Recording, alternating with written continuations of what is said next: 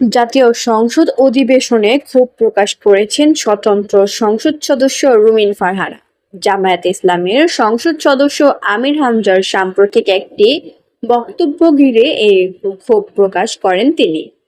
জাতীয় সংসদ অধিবেশনে পয়েন্ট অব অর্ডারে দাঁড়িয়ে এ বিষয়ে কথা বলেন রুমিন ফারহানা।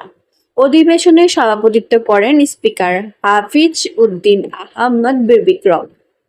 রুমিন ফারহানা বলেন, আমার ইমিডিয়েট আগে আমার যে সহকর্মী সংসদে কথাটি বললেন এটি দুঃখজনক নিঃসন্দেহে। কিন্তু স্পিকার, আমি আপনার দৃষ্টিতে আরেকটি খবর জানতে চাই। আজকে খবর প্রকাশিত হয়েছে, সংসদে উপস্থিত আমি এবং আমার আরও 2 জন নারী সহকর্মীর বিরুদ্ধে আরেকজন সংসদ সদস্য যে কদাকার কুৎসিত ভাষায় ওয়াজ মাহফিল করেছেন, যে কুৎসিত ভাষায় বক্তব্য দিয়েছেন, আমি আপনার কাছে এই ব্যাপারে বিচার চাচ্ছি। আমি বিষয়টি সংসদে দৃষ্টি আকর্ষণ করছি, আপনি বিষয়টিকে দেখবেন। এর জবাবে স্পিকার বলেন, সংসদ সদস্য, আপনি রুলস অব প্রসিডিউর পড়লে দেখবেন যে সংবাদপত্রের রিপোর্টিং নিয়ে কোনো পয়েন্ট অব অর্ডার হয় না।